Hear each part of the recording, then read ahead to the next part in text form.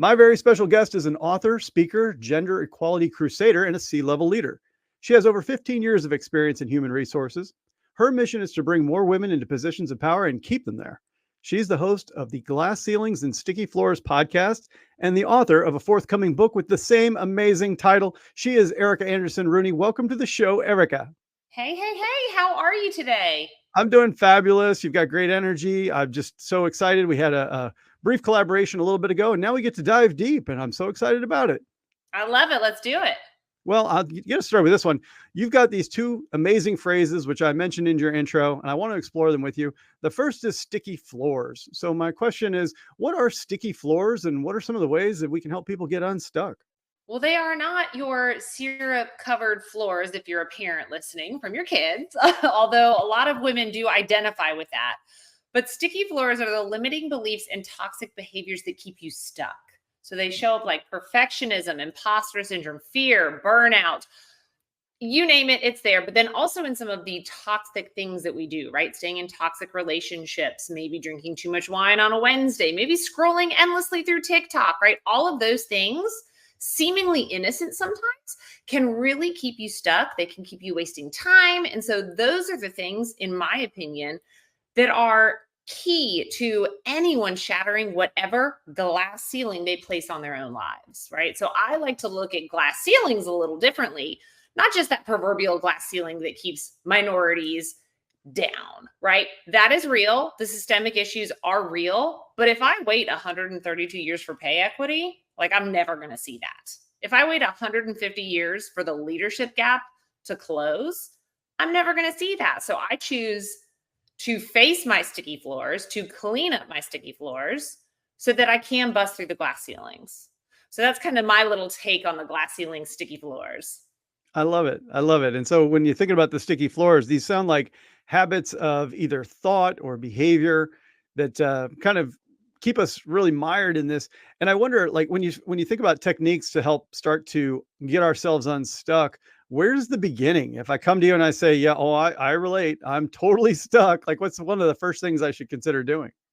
Well, I am a science girl. I'm a little bit of a woo-woo girl, but I am a science girl. So I have what I call the SNAP method, SNAP, and that for me is based in a lot of scientific research.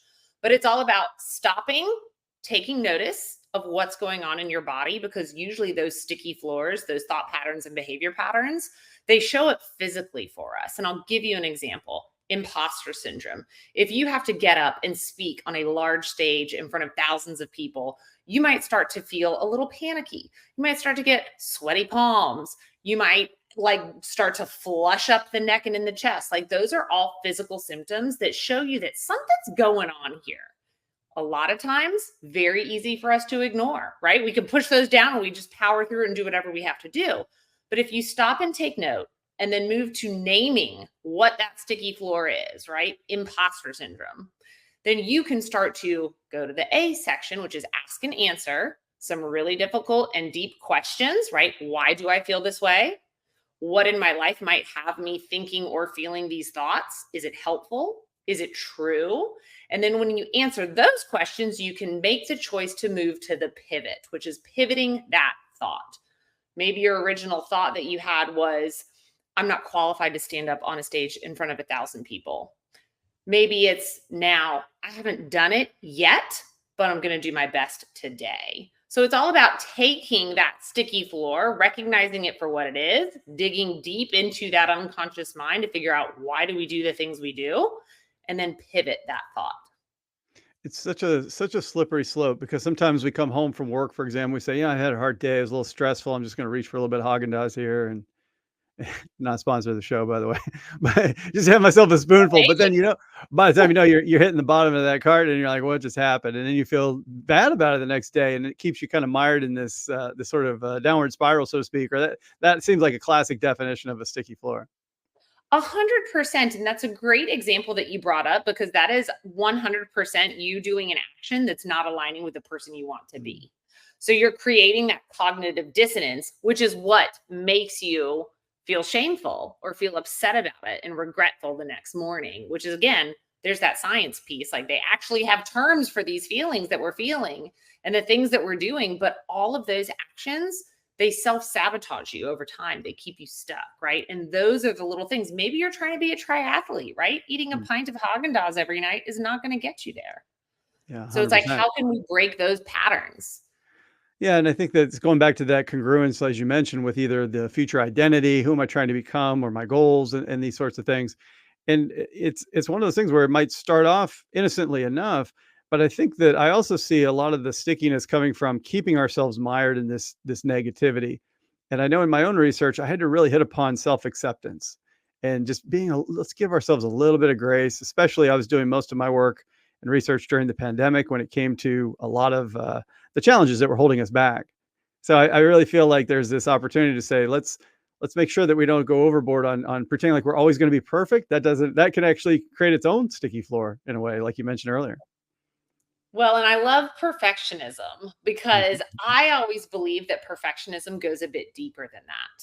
So Yeah. I really struggled a lot with perfectionism in the past. And I found that the reason I struggled with perfectionism was because I cared so much about what people thought.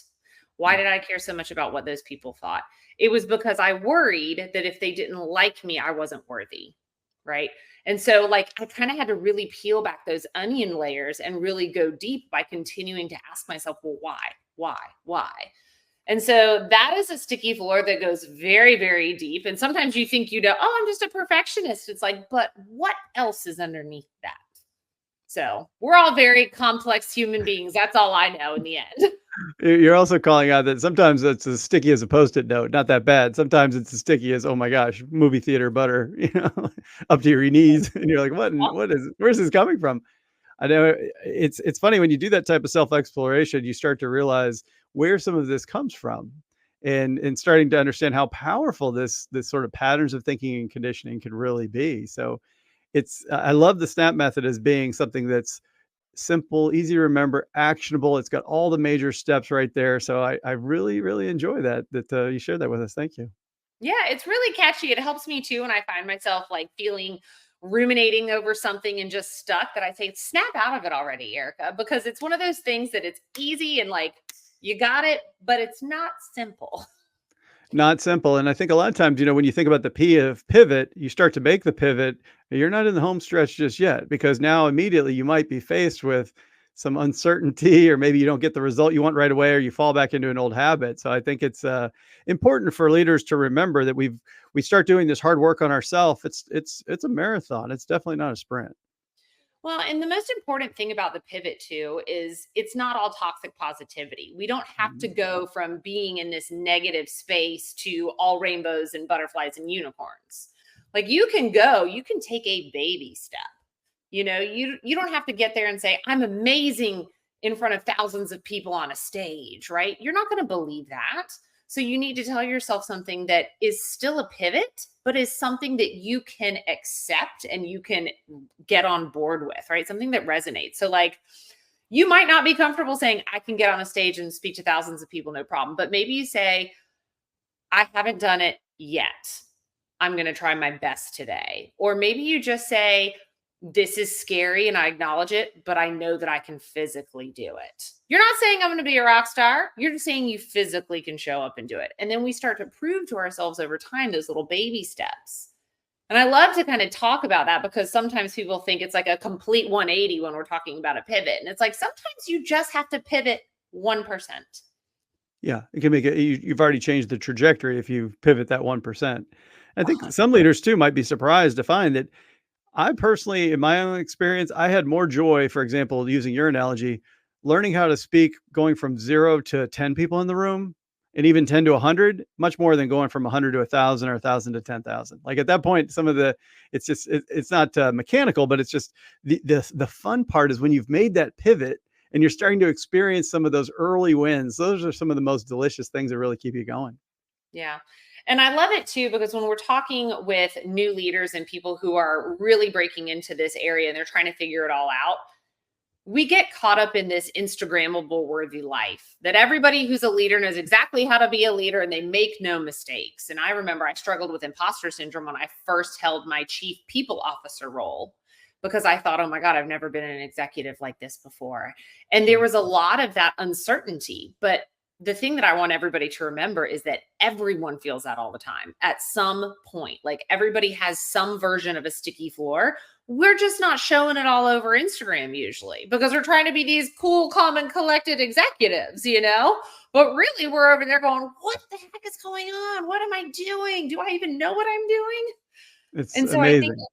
yeah, it's so important to just, remember you start where you start. One of my mentors said that, and I loved that because we are all starting with different life experiences and different starting places in our lives, but you start where you start and then you go from there. I had an amazing experience where I got to go to Harvard Business School for some executive education, room full of hundreds of leaders, massive organizations, really impressive people, not a perfect leader among them. Everybody was dealing with the same head trash, same sort of issues, challenges. We explored, our personal journeys, our professional journeys. And it was just like, oh my gosh, these are absolutely everyday kind of people dealing with the same kind of relatable things that we all deal with at every stage.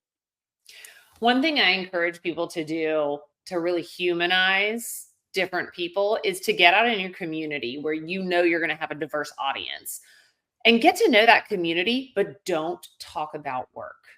Mm. Don't talk about what you do, don't talk about what industry you're in. Talk about everything else, where you've traveled, what your family looks like, and build that relationship with them and then ask them what they do. And it will blow your mind. People who you thought were like the buttoned up accountant are going to be the barista, like selling coffee in a road cart, and you're like, wow. And so it's so fun. I really encourage people to get to know the people before the occupation. Like here in the US, we're always like, hey, what do you do? What do you do? Right. So reverse engineer that. And then you will really just have your eyes opened up to nobody's who you expect them to be. Right. And especially in the C-suite and in the world, like we're all humans just trying to do the best we can. Yeah, totally. And I think, you bring up a great point. So the world of work really has shifted, and I'll take us back to that for a second because we do so much work in our organizations. But you observe something that I hadn't really heard before, which is that engagement and belonging, they're not really the same things. And so my question for you, Erica, is how do you define the two, and what relationship exists between these concepts, these really important concepts now more than ever, of engagement and belonging? Yeah. So I did a talk that was called Is Your Employee Engagement Strategy Anti-Belonging?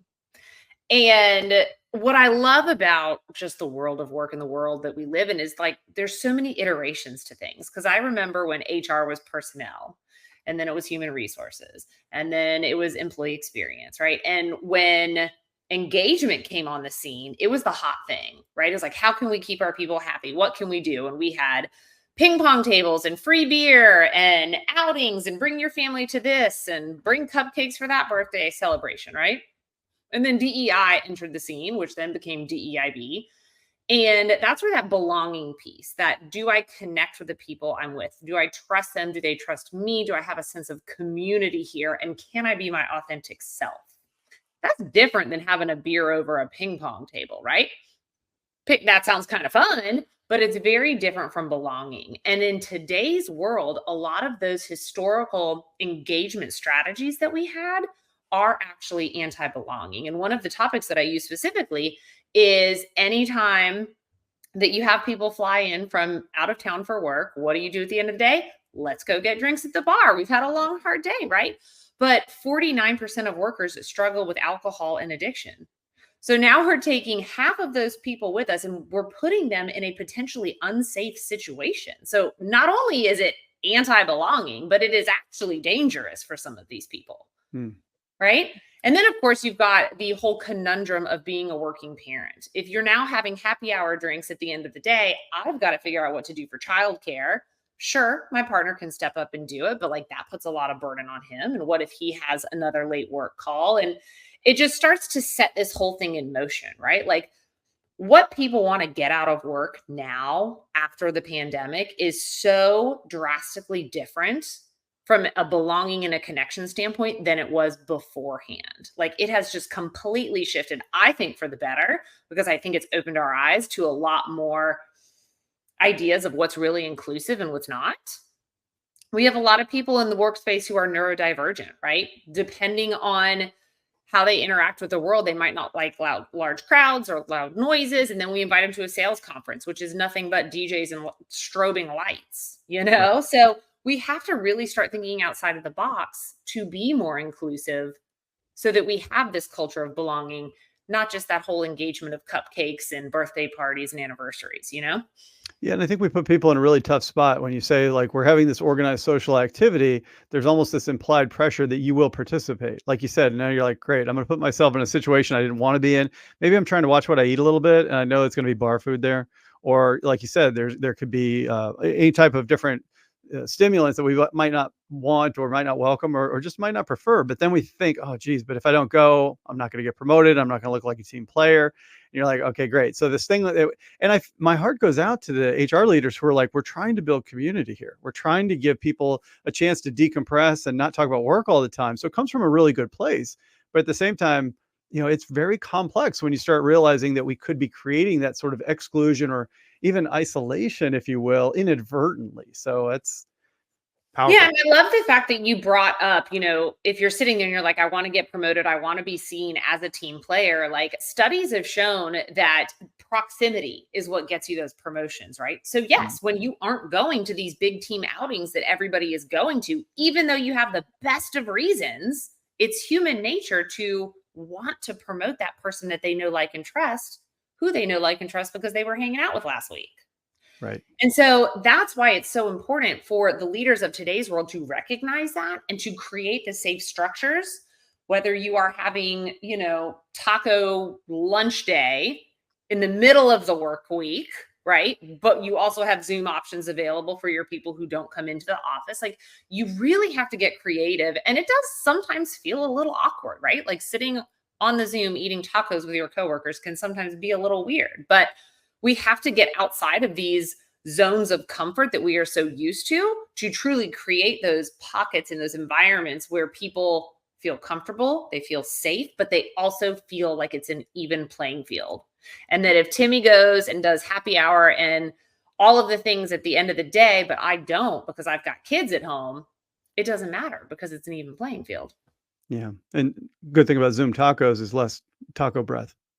So that's Zoom you got that going for you. tacos. I've But never really had Zoom tacos, but I'm now thinking about we're it. gonna do that sometime. But I think that the other thing that's important too is like I have an idea, promote people who are actually effective leaders and who are getting results over the ones who have that high likability factor. And I think that comes down to recognizing our unconscious bias and really understanding that when we promote the in group, but we don't promote the out group, we're sending a very specific message, which means not always the message that we want. So these things, again, much like the sticky floors and the glass ceilings, they're not simple. They're simple, but not easy, I guess I might say. And it's hard to account for all the variables, but it's important that we figure out how to do so, especially as the world around us is just changing so much, and I think people are coming in the workforce and saying, work doesn't play the same role in my life that it used to. And I want to reconcile it and I want to feel good about it. You mentioned something really important that showed up in my work too. And I called it the 3 Bs, the 3 killer Bs, in fact, of being, belonging, something bigger than myself. It's what we want. And we don't always get it. It causes all kinds of problems. I love that you talk about really thinking outside of the box too, because that's what I'm hearing from you is that you can't be so focused in on what has always worked.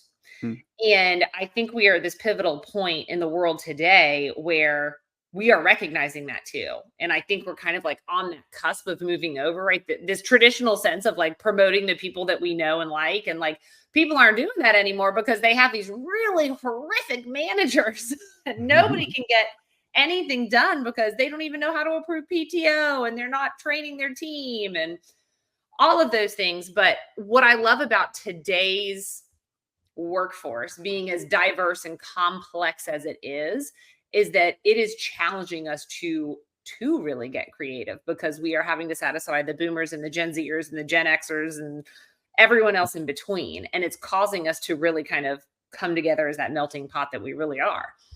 Yeah, I think we'll be the better for it in the long run. I do think some of us, some employers, for example, won't make it because they're just not going to be able to keep up. And once you lose access to top talent because you can't evolve fast enough, then you've put yourself at a competitive disadvantage. And in this modern marketplace of ours, you don't have a big window of opportunity to keep screwing it up. Once word gets out that you're a bad actor or that you have a workplace that's not friendly in the ways that you've been talking about, it's not going to go well. But Yeah. I also wanted to raise this, being a thought leader, and as I am as well. You and I were both featured in a fabulous SHRM Executive Network paper that came out. Woo! I Yeah, it love was it. amazing. That's how I first learned about you. They had sourced us each differently, and I was reading your quotes, and I was like, "Holy cow, this person's amazing!" So I knew I wanted to meet you. And the title of the paper was "A CHRO's Guide to Demonstrating HR's Business Impact." And in it, you had this amazing quote that I want to read. It says, "One of the most important things you can do if you are looking to grow your organization and bring in top talent is to have a strong employer value proposition, or an EVP." So, what are some of the must-haves, Erica, when it comes to creating a really strong EVP, like you were describing? I think you need to pull all of the leaders together, like the executive team, the senior leadership team, whatever it is, and you need to get them in a room and you need for them to settle in on some core values. And I know everybody's like, yeah, yeah, every corporation has them. We're all, saving the I got the world coffee and doing mug. It's other right here on my things. coffee mug, right? Exactly. But then they have to take those values and they have to integrate them into every process, system, and tool that they have, right? Mhm. You cannot say that you are an innovative company if you are working on archaic tools that you refuse to update because it's expensive. Then you're not really that innovative, right? Unless you can show me somewhere else. There's always areas of gray in HR. We know this. But my personal core values, I'm going to switch it out of a company into a personal, are health and wellness, courage, and growth. Right. And whenever I face a tough decision, or maybe I'm acting in a way that's incongruent, I can always go back and figure out where am I lacking in that core value. Right. Am I not doing the thing that scares me? I'm not being a very courageous person. Right. Am I eating that pint of Haagen-Dazs? Then I'm not really fueling my health and wellness core value. So when you work with corporations and they pick a value like partnership, okay, where are you partnering? Is it external? Is it internal? Is it, cross-functional? How are you integrating this? Is it showing up in your performance reviews? Are you tying key metrics to those core values? And when you start to do that, you really start to lay the foundation for a true EVP, because people know what to expect from you. And they know that every single one of your actions is going to tie back to one of those core values. And I love this because the company that I work for in my day job as a chief people officer, we did not have core values for a long time. And a lot of the leaders felt that it was very fluffy. And they were like, people come to work and get money. And I'm like, well, yes, but, and yes, and. Right. And we pivoted over the last year and we really sat down as a leadership team, came up with our core values, launched the core values. And then in every single meeting since then, every single person who is leading that meeting ties something back to a core value, whether you are the CEO or a team lead. And so we've really instilled it all the way up and down the ladder. And so people, again, start to know, like, and trust you. And that trust factor is so crucial to having a strong EVP. There's a woman, Martha Beck. She's written fabulous works on all kinds of different topics, but one of my favorites of hers was called The Way of Integrity. And she talked about integrity, not in the sense of being honest, but being whole and being authentic. And what I'm hearing from you is really this is the highest form of integrity. When we go and we intentionally design our values, but we don't stop there. We make sure that everything we're doing is embodying those values. We're reinforcing them, and we're not keeping them up on a website somewhere so candidates really like us, but instead we're making sure that we have that integrity by really embodying them. I think that that's really, really powerful. And I love how you did it. It's not that complicated to say, hey, let's start our meetings by recalling and aligning and recognizing where what we're about to talk about supports one of these core values. It costs no money and it doesn't even cost that much time, but it must be such a powerful result that you've seen as a Well, result. absolutely. And one of the things that I really want to impress upon, and I love this story, especially for this audience here, since we have people who are aspiring leaders and people who are already leaders, is that as a chief people officer, I sit in a very privileged seat, right? I've earned the C-level title. I don't have people checking up on where I am and what I'm doing, as long as my job's getting done and I'm doing good work, right? Mhm. So people who are just starting a career don't have that same level of safety. They don't have that level of privilege. So it's very easy for me to say, do what you need to do, go pick up your kids, and go to your doctor's appointment. But if you are a fresh out of college project manager, you're not going to feel that way. And so you see my background here today, right? For those of you who are listening, I've got a gymnastics ring in the back. I work from my playroom, and at about 2:45, 3 o'clock, my kids will be home and that door will open and they will be in here with me because I have little kids and we work. And I always leave my background the way it is, like this, on company meetings, team meetings. I do not change any of that because I want my team and everyone at the company to know that I'm family first. And you will never have to tell me or, feel any which way about having to go to a kindergarten graduation or pick your kid up from school, or if you have a kid at home sick. And so because I show that it's safe to do that in my house, in my Zoom, they now feel that way too. And they feel like they can show up and be a good parent and a good worker at the same time. And not a lot of people get that privilege, right? So it's important, if you are at the top of the ladder, that you lead by example. You don't try to put up a little green screen and be fancy to hide it. Like, show your real authentic self so that people across the company can do the same. I love that. And I do think that it is possible, maybe on a smaller scale, for leaders at every level to still lead by example. So, for example, if you're a team leader and you say to your team, I've had a pretty long week. I'm going to take the rest of the afternoon off. My last call is at 3 o'clock, so I'm gonna hop after that. You're sending a message that self-care is never selfish. And I think it's really important. Sometimes we overlook that because we think we're supposed to act a certain way or be these perfect, management robots and things. And when I was first going through some of that, I was kind of withholding any chinks in my armor because I thought people wouldn't respect me or maybe not take me seriously as much, or, feel like I was not as capable a leader in some way. And I found exactly the opposite was true. The more vulnerable I allowed myself to be, the more transparent, the more I did lead by example about everything from my meditation practices to a time when I was afraid of something or I experienced a failure that I had learned something from. It actually just drew people in, and it made it okay for them to experience things that, guess what, they were already experiencing anyway. So I love that you're doing it on the biggest stage possible as a C-level leader in your company. And I think as you mentioned, for anybody who's listening in, it's like, well, I don't care what position you're in, you still have a similar opportunity to, lead in the way that you want to be led. That's for sure. Yes, I love it. Erica, I'm so excited that we got a chance to connect. I was so amazed by the contribution you made to that paper I shared a little bit earlier. And the more I learned about you, I thought, man, this is unbelievable. She's all over this stuff. This is perfect. So I'll get you out of here with my easiest question of all, which is, where can my listeners go to learn more about you? They can go straight to my website, ericaandersonrooney.com. And they can also find me on LinkedIn. I love connecting with people on LinkedIn. I'm a big believer that your network is your net worth. And so I'm super active on there and I love to just interact. And I would love if anybody hears it and connects, say you heard me on this podcast. I love it. And I'm going to have links in the show notes, listeners, so you can get to those two places that Erica told you about. I'll also have a link to her podcast, Glass Ceilings and Sticky Floors, as well as hopefully we'll be seeing the book very soon of the same name. I can't wait. So Erica, thanks so much for spending some time and sharing your wisdom with us today. Oh, thank you so much. This was such a great way to spend my afternoon.